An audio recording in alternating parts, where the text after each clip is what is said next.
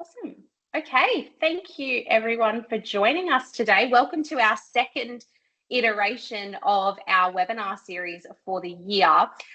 Today is going to be a really interesting one. I'm joined by Lucas Meadowcroft, who is the co-founder of Crofty. And Crofty is all about helping businesses to harness the power of AI. And he has been an MSP owner before, so he gets the landscape.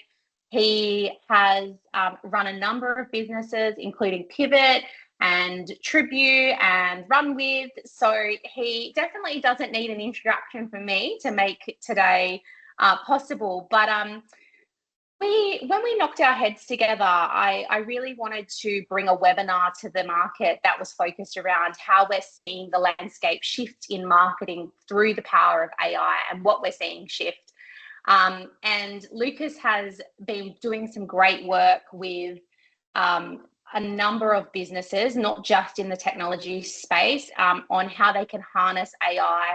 And he's got a few marketing examples. So I thought to myself, why not get together, bring you some really powerful insights on the way that we're seeing marketing harnessing AI seeing AI get used in the marketing space, and how you might potentially be able to go and do that in your own business. So yeah, hopefully today is full of insights and takeaways for you.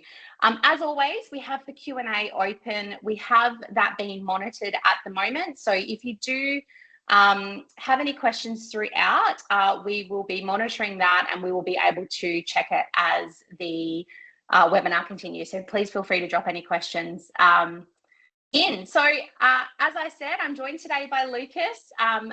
You all know me and you know Lucas. So like I said, if you've got any questions, then please feel free to drop us, both of us, a note or a question throughout the webinar.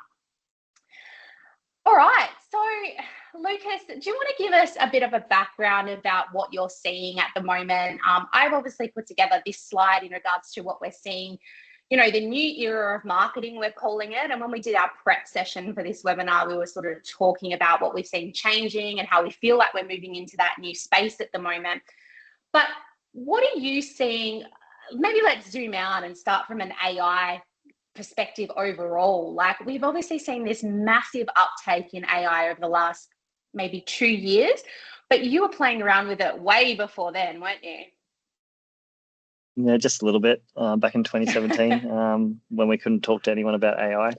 So in a nutshell, AI is a buzzword, and obviously technology's moved forward 20 years, but us humans have only moved forward 1 year. What we're seeing when it relates to marketing, and I've dove into a fair bit of this with people around the marketing spectrum, is marketing was the first industry, let's call it, that was essentially disrupted by AI. But what we noticed very quickly is every marketer and marketing agency pushed back heavily. It might not be the agency itself, but the employees in the marketing space pushed back heavily because they thought, well, AI is going to replace me. I'm going to lose my job, blah, blah, blah, blah, blah. Everyone was, that fear came into it, right? So fast forward 2.5 years, nearly 3 years now, and what we're seeing is people are now starting to utilize these AI tools and technologies to enhance our process and make ourselves better. Where it's falling short with people's expectations is AI is not the expert. You're the expert. So if you don't understand the fundamentals of marketing, if you don't understand the process of lead generation, AI won't solve that for you. It will definitely give you the information, give you the assistance, it'll give you the results to go and action certain items off the back of it, but it's not the expert. As of today, I'm talking about today, I'm not talking about in 3 years from now, I'm talking about as of today, you're the expert. And I think people are getting confused around where AI sits in the scheme of things. And essentially, we need to do a combination of AI automation and the tool sets from, let's call it content duration, case study duration, whatever it might be. But we're the human, we need to be actually in the loop. And that's where I think the misconception still is. Yeah, I love that you set the scene like that, because it is true, right? I think we're seeing this sort of growth of, people having this almost over reliance on AI when it comes to not just in the marketing space, but almost everything that they're doing in their businesses. And it is really important to give, you know, the AI context and give it that information and feed it with whatever it is that you're needing it to talk about for it to actually produce something of quality, right? And I think that's probably a really good place, a really good almost, you know, prefaces everything that we're saying today with that, because it is really important that you're still giving it knowledge and you're still owning that knowledge, rather than just expecting it to know everything, because that's really where we start to see those issues of hallucination and things like that, right? Yeah, when it's not built on our data set, absolutely. Does anyone understand Yeah. hallucinations and what that means? Essentially, we need to give it context. And what we mean by giving it context, we need to give the AI context, i.e., we need to fine-tune the data set, the large language model, based on our data, so we can be very personalized when we're creating, in this case, marketing, but this is across the entire business. And if we don't give it that personalization, that context around the data, then essentially it's going to hallucinate and give you, you know, incorrect information. And if you're not an expert checking it, then essentially you're potentially putting information that's incorrect out there into the world. Yeah, really important. But I suppose let's move on to the fun stuff and what we're seeing sort of changing now. And I suppose what we've been able to accelerate in the last 3 years, you know, I think we're really seeing business owners take more control of that marketing aspect now. And that's, you know, through that content volume, you know, we're able to produce things at a lot faster rate, and do it more consistently, right? We're able to sort of get that, you know, that regularity in our content production and getting that out there. You know, AI's helped a number of people with that. You know, I think the other thing is we're moving away really from, you know, I think this will work, with more data backed insight. So we're getting that more precision in our, you know, our marketing efforts and our content that is going to resonate with that audience. And that comes down to that personalization, which we're going to touch on very soon.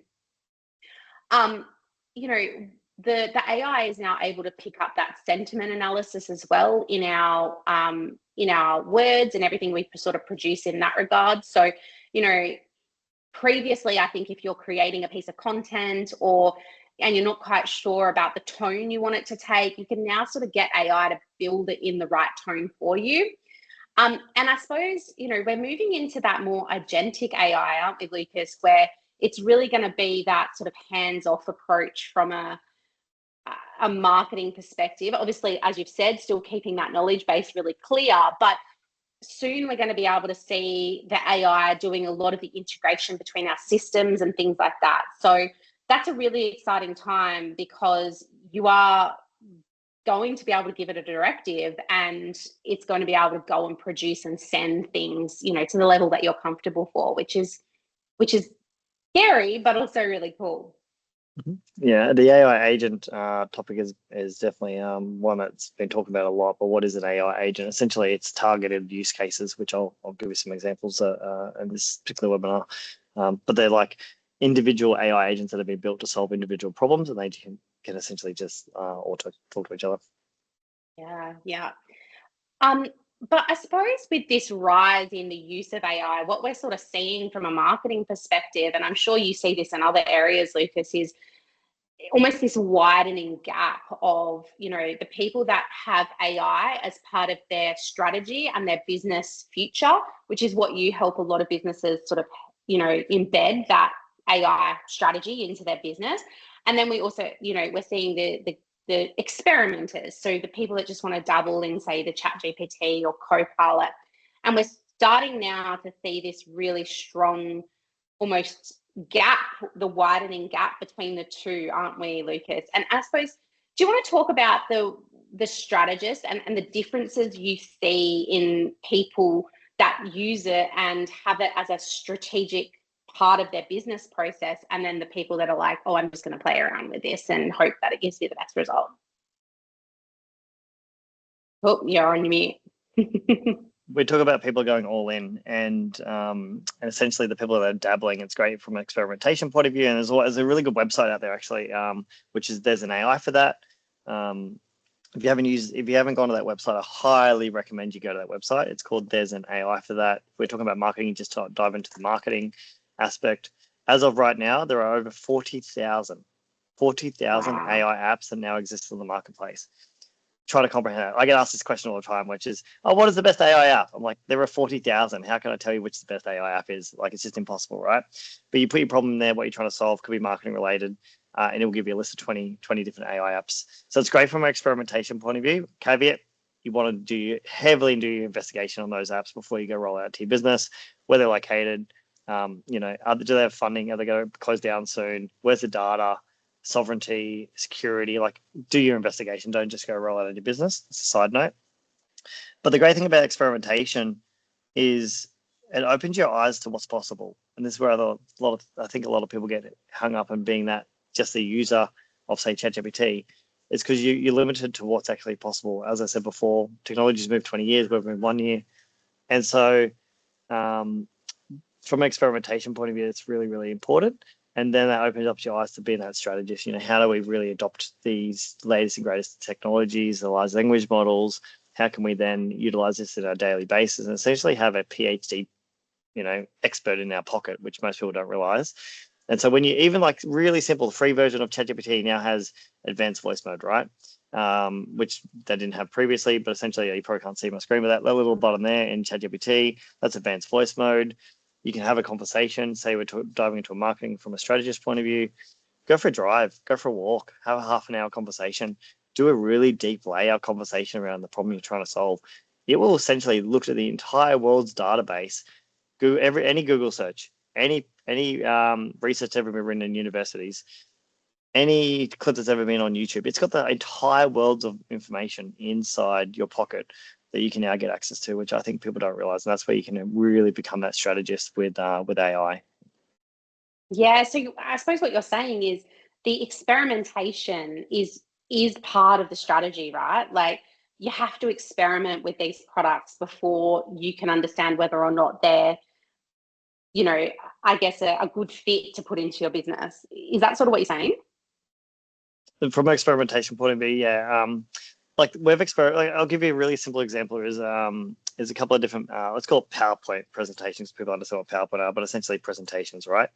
And so we've been experimenting with a couple of different platforms that exist where we take the project information and we distill that project information, like literally I'm talking about a document, 6 or 7 pages of information that we've created for a project we're working on, and go, well, a person visually want to see what the outcome's going to be, right? So we take that information. We found a couple of different apps that we've tested through. There's an AI for that, and we're just distilling down to which one we like right at the moment. But it does an amazing job. Just take that entire information and then pull it into literally like a PowerPoint presentation, start to finish, visualization, every aspect that we're trying to achieve in 3 or 4 slides. So then when you're doing a presentation, rather than talking through bloody 10 or 15 or 20 page report, you can just talk through a few slides really quickly and easily.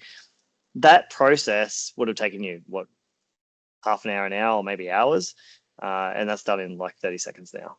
So like that's like simple experimentation is like, how do you take a current pain point or a problem and you can solve it using these AI apps?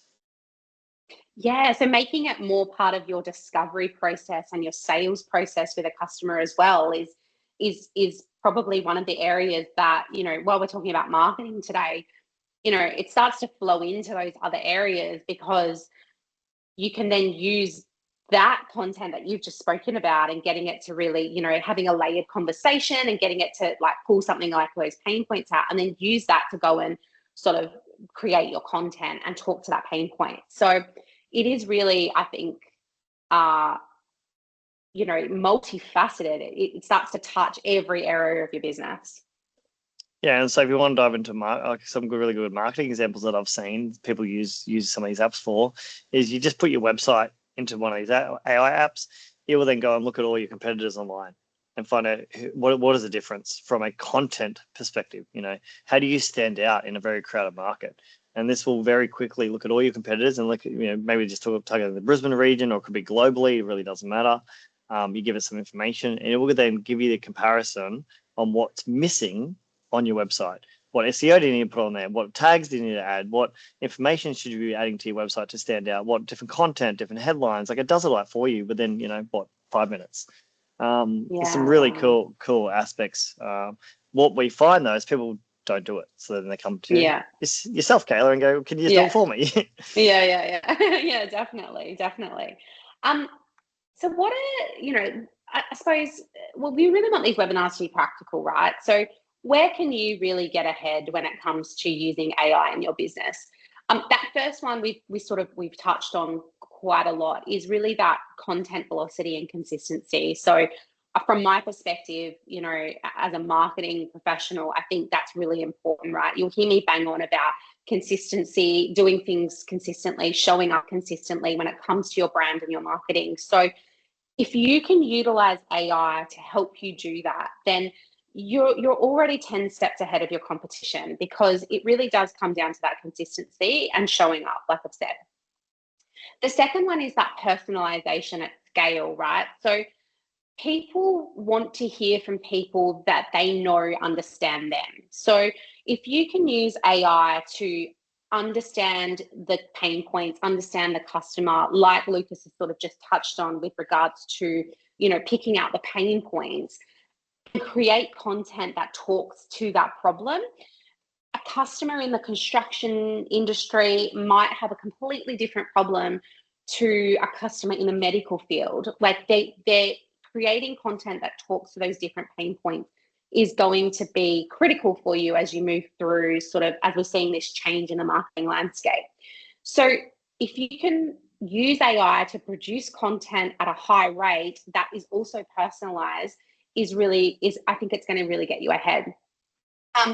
The sentiment-driven engagement as well. So, making sure that you're speaking to your customers within the right language. So I have found with AI, and maybe this is my sort of, limited understanding of the topic, I suppose, is you really do need to give it that context and feed it the different types of sentiments for it to be able to look and sound and feel like you. You need to give it examples so that it can copy that. I think that your personalization and the sentiment that you bring to your business is one of the things that sets your brand apart. So if you can train AI to sort of, get you 80% of the way there, then, I think that that's definitely a win.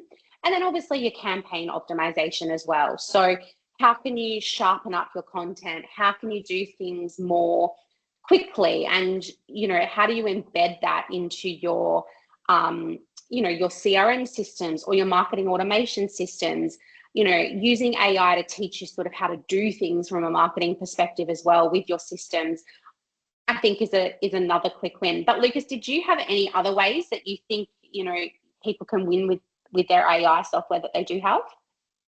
Absolutely. I'll, if you don't mind, I'll use this time to share my screen and give you a really quick example, a live example of how this would work. Tell me once that comes up. Yeah. And just I'm going to share a video, and it's going to have some sound. So if it doesn't come through, just stop me from it, and I'll figure out the sound.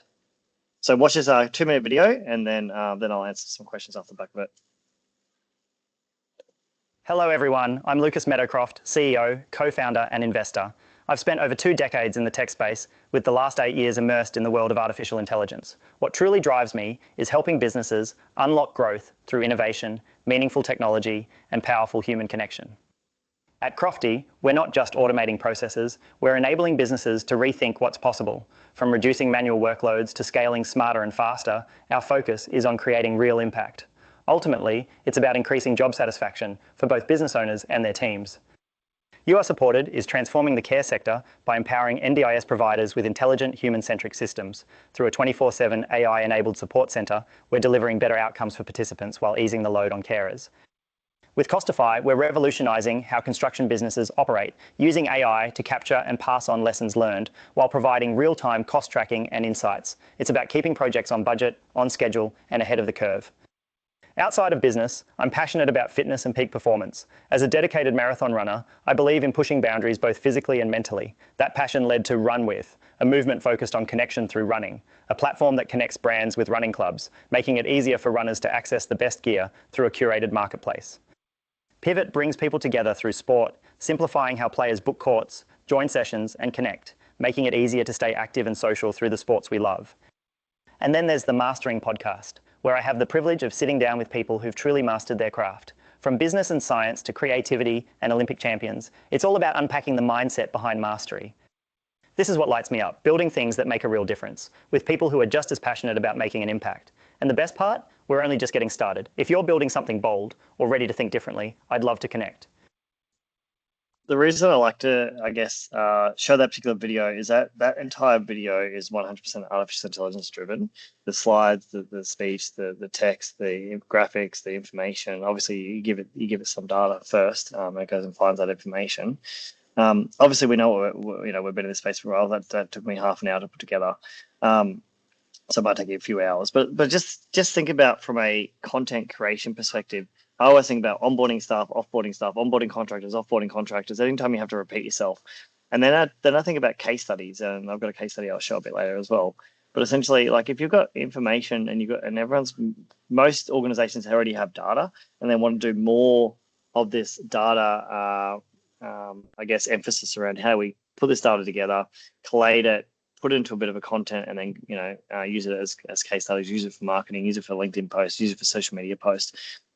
9 times out of 10, you've already got the information in your business. How do you collect that data, bring it together, and then use AI in a powerful way? Any comments, thoughts, questions around that? I think it's super powerful. This technology has been around a couple of years now. It's getting better and better, and I'm slowly starting to see it in online, but not very common. Awesome. We don't have any questions yet, but I do encourage people to sort of take this opportunity to ask Lucas, how they might like to do things or anything he's seen. Lucas, when we did the prep call, you spoke about an organization that you had been working with or are working with that took their case study, their project templates, and turned them into case studies for the marketing team. Now, case studies are huge in this industry, right? Like we need those proof points and those social proof of what, I suppose, basically we do what we say we can do. So having those case studies is a really powerful, tool.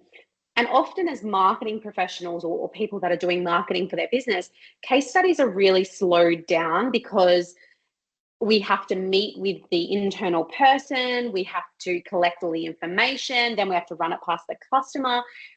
But they are a really pivotal part of that marketing process. So talk to us about that project and how you sort of solve that for the customer, because I think that's probably something that this group could maybe do on like a smaller scale. Especially from a technology perspective as well, right? So I'll quickly show you another video with a case study, but just think about the projects that you already work on, all the clients you're already working with. As I mentioned before, you've already got the data within your systems or maybe in people's heads, hopefully in a document somewhere, spreadsheet at least, Word document.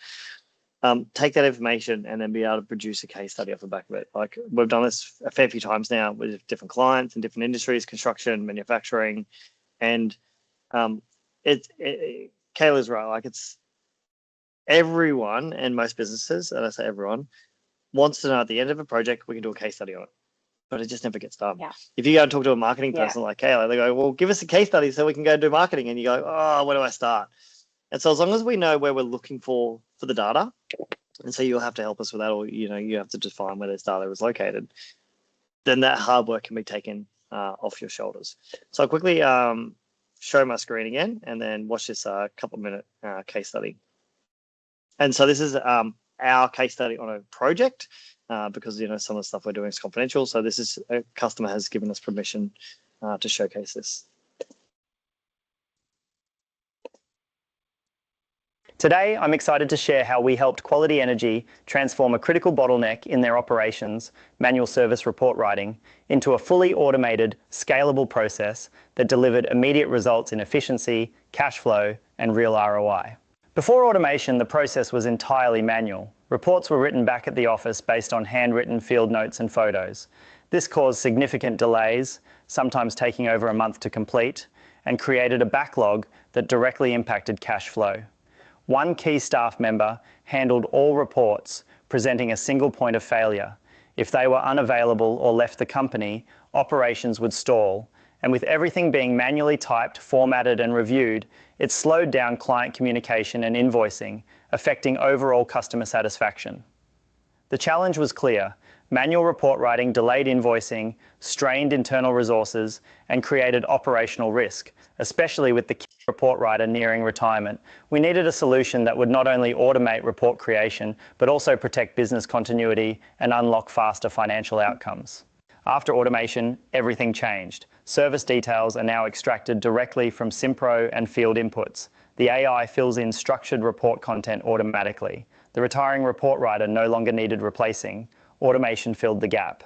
Now reports are completed in just 3 days instead of 37, and invoicing can be triggered immediately. It also elevated the client experience with faster, more professional reports. Quality Energy's team continues to use Simpro as their central job management system. Nothing changes about how technicians operate day to day.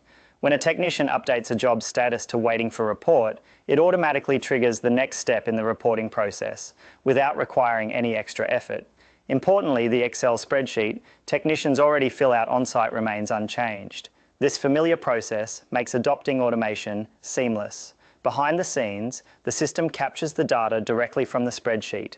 Everything the technician has entered on-site is extracted and ready to use. This structured data is then pulled into a pre-formatted report template. No double handling, no admin rework. Before generating the final report, a trigger is sent to the office manager to approve the estimated completion timeframe. This verification step ensures human oversight and trust in the automation. Once approved, the AI writes the report, all within 10 seconds, removing hours of manual formatting and drafting. And because the report uses Quality Energy's official template, it looks and feels exactly like something a staff member would produce, only faster. This automation saves time, increases accuracy, and gets reports and invoices out the door faster, all without disrupting how technicians work in the field. While it might seem like the report writes itself, it's not magic. Behind the scenes, Microsoft Power Automate is doing the heavy lifting. This automation engine connects the dots between systems that don't naturally talk to each other, like Simpro, Excel, Microsoft 365, and even AI services. When a job is marked as waiting for report in Simpro, Power Automate picks up that trigger instantly. It then finds the matching job spreadsheet, extracts the technician's data, and begins preparing the report. It also sends a notification to the office manager to review and approve the estimated timeframe, a vital human step that keeps the process trusted and controlled. Once approved, Power Automate feeds the clean data into the reporting engine, applies formatting, and generates a document using Quality Energy's branded template. This all happens in seconds, not hours, thanks to an intelligent web of conditional logic, API connectors, and real-time data handling. It may feel like magic on the surface, but what's really happening is structured, scalable automation built with Microsoft Power Automate, customized specifically for Quality Energy. This slide says it all. Before automation, it took an average of 37 days to deliver a report.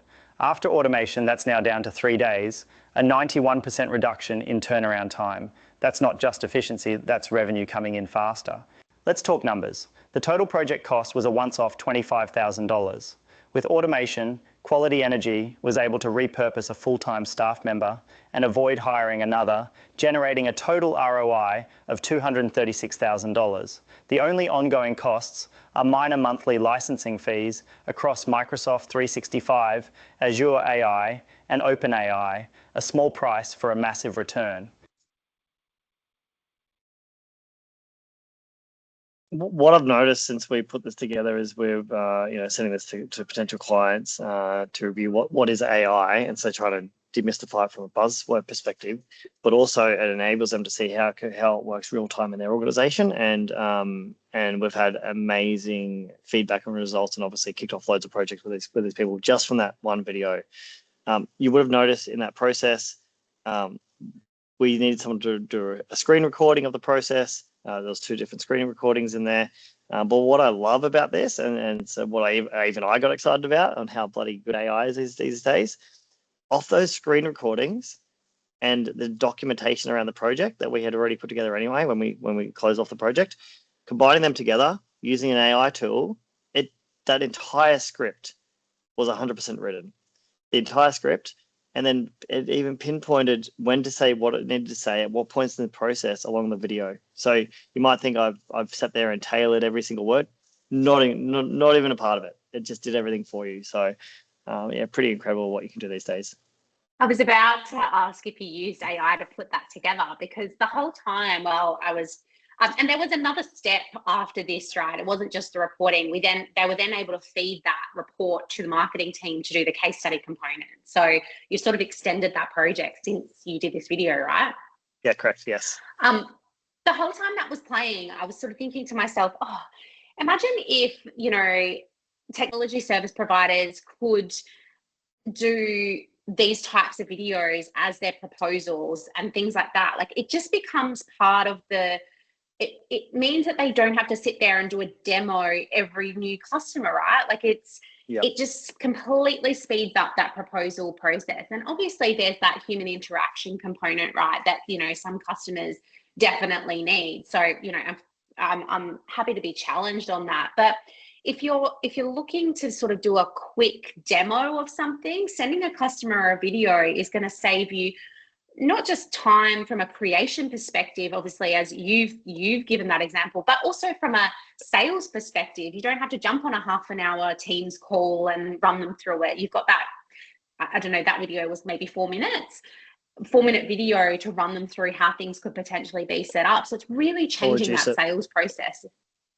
And this wasn't part of the presentation today, but I'll give you a quick example on that here. So we use Kayla in our business. Does that, you see that screen? I'm like, oh, I won't play the video, but essentially this is a very tailored video for tender automation for one of our potential clients. So obviously the Quilla, you do your normal process, your normal scenario in Quilla, but this video is essentially 100% AI driven based on all the information inside the document on what we're solving. And once again, obviously it's not me, but it explains through the whole process, and it's just a quick video.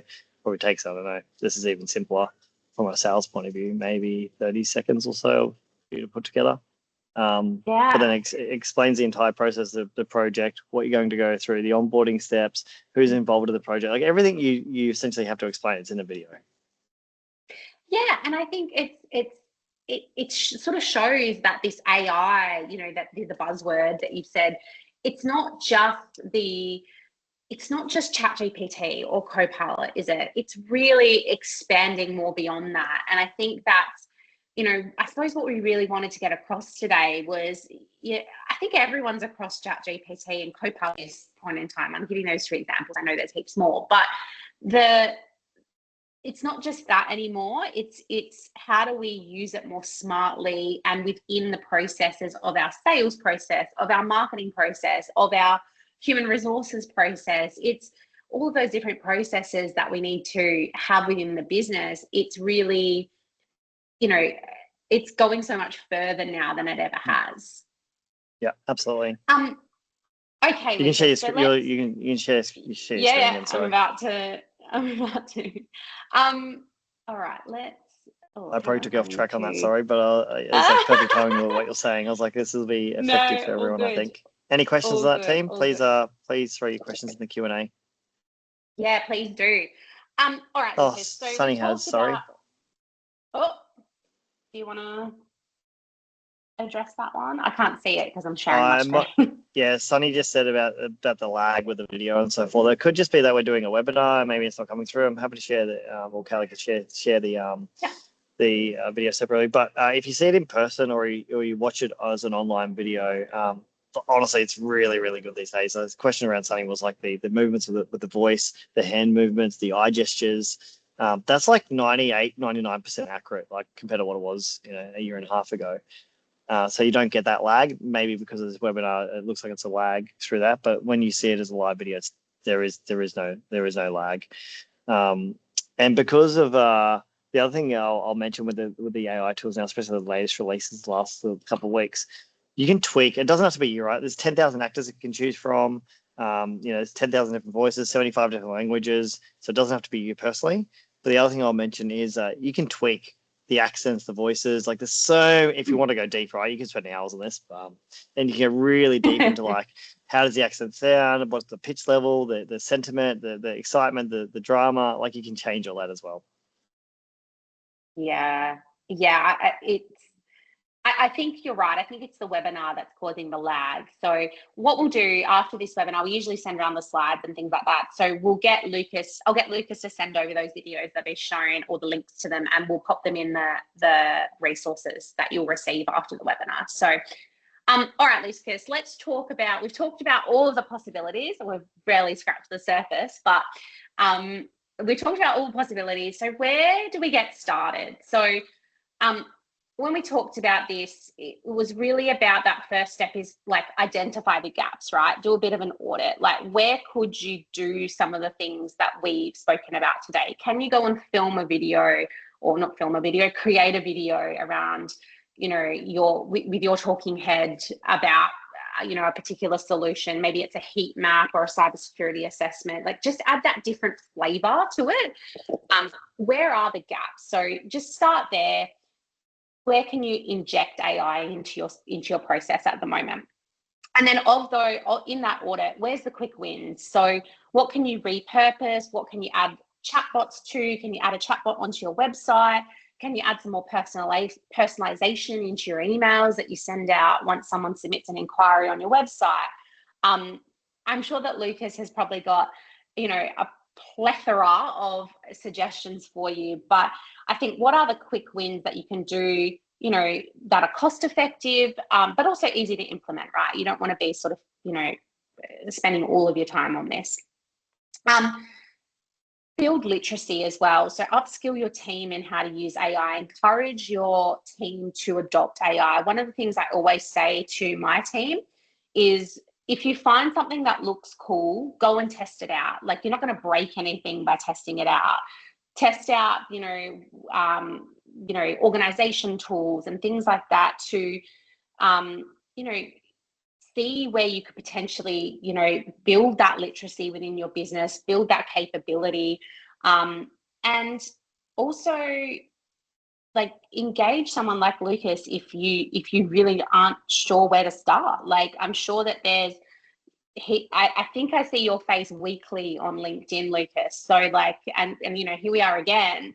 You've got so many free resources and tips and tricks that you can share with people, and knowledge that is already out online. So maybe have a look at those, and, you know, where can you sort of build that capability in your team. And then finally, you know, refine it. So what's working? Go back and have a look and say, okay, we're actually not using this AI tool that we pay $50 a month for. You know, we can cut that. And then, you know, but where can we reinvest that money? I think it's a really quite simple process on how to implement it more into your business. And it doesn't have to be as complicated as maybe what it's been made out to be, right? Yeah, definitely not. And like, if you're looking at just simple website chatbots, FAQs, frequently asked questions, SOPs, process improvement, like, there's heaps of other aspects. But if I think about the number one question I've been getting in the last, say, 2 or 3 weeks from businesses when they talk about marketing, and we're not marketers, just FYI, this is why Kayla's here. Like, this is all her world. What I say to everyone is, like, we just need data. So as long as you have the information stored somewhere, hopefully not just in your head, but actually stored somewhere in a spreadsheet or in your system. As long as the data exists, then we can manipulate that data. We can do predictive analysis around that data, and we can provide the insights to someone like Kayla, or even your internal marketing person, to then go in action. And the number one question I'm being getting a lot of is, where should we be spending our marketing budget? Where should we, you know, do we spend more on Facebook? Do we spend more on TikTok? Do we spend more on the paid advertising? Where do we spend our money, right? SEO, Google. Honestly, I'm coming from a data point of view. None of that matters until we do analysis on the data. We look at your systems, we look at your data points, we bring that in, we predict, okay, this sale came from this data point, which came from this marketing campaign. We can predict all that through AI now. We then pass that to, say, Kayla or your marketing team. Then you go, it gives you a more refined opportunity to go and spend more money in the right areas rather than the scattergun approach. That's the number one question I'm getting a lot when it comes to marketing. Yeah, and I think we get that question as well. And usually we need to have an understanding of your business and what you've got. It's the same thing. You know, we need to have that understanding before we can make an educated guess or an educated, you know, decision on that, because if you've got something that's worked really well in the past and then you've seen a good return on investment, why wouldn't we go and spend more money on that? But unless we know that, we can't make that educated decision. So it is really important that, you know, you can ask you can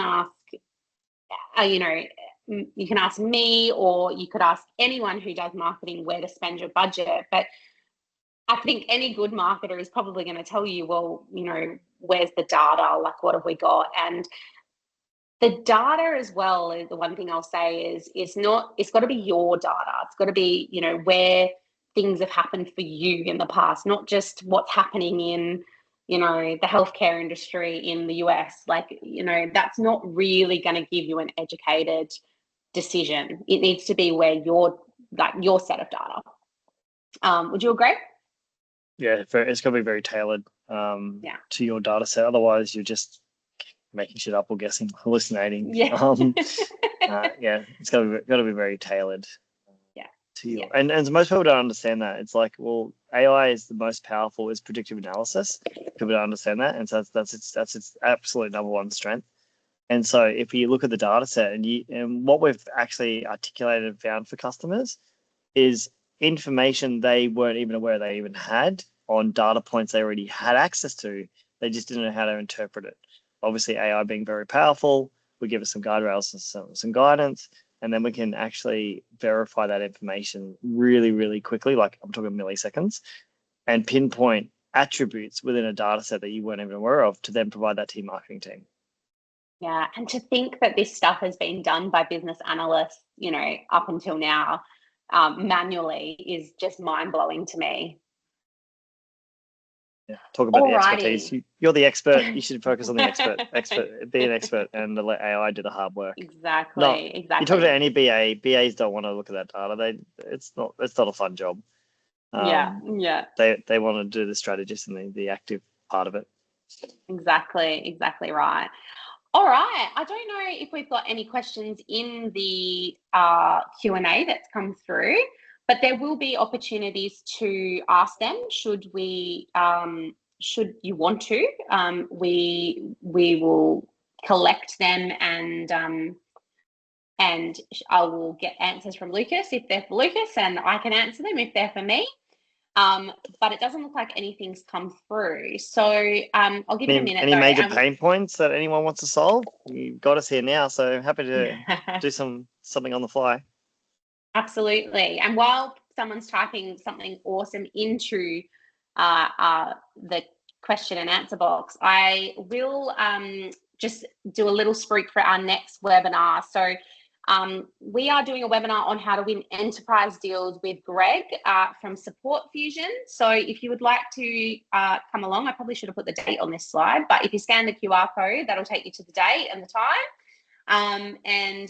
We can, that's set to be a really good one. I think a lot of people will benefit from this. What the motivation for this one is that I think there's a bit of a fear around enterprise deals and what they might mean for your business. So we wanted to sort of demystify that in our next webinar. So did we get a question? Yep, got a few coming through. I'll read out Will's Awesome. question around with the amount of AI tools available, like I mentioned, over 40,000.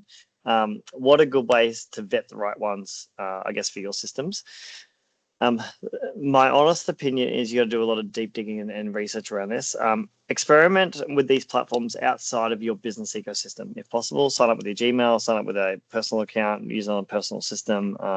Don't put any company data in these systems at all until you do a lot of due diligence. What I do is once we find a system that we fall in love with and it does amazing things, we then go and do a deep dive. Obviously, we use AI, use ChatGPT, Gemini, Grok, Anthropic. We do a lot of deep digging into these organizations. What we focus on is who has funded them, what VCs funded them, how much runway do they have, because typically it's publicly available. Who's their team? Where's their data located? Where's the infrastructure located? Like, we come from a technology perspective, right? We want to make sure that if we put our company data in there, is that going to be secure? And so that's the investigation we do. But then do your own investigation for your own industry in your own way. And use there's an AI for that website, right? Yeah, absolutely. Yeah, it's a no-brainer. 40,000 apps, you might as well just use that to search. what problem you're trying to That's solve. it. Fabulous. Yeah. Okay. Well, thank you so much, everyone, for joining us. Thank you, Lucas, for co-presenting with me today. I think that was really valuable. So, yeah, have a great day, everyone. We will send the slides around and the recording, etc., once it's ready. And yeah, we will see you on the next webinar. Thank you for having me. Really appreciate it.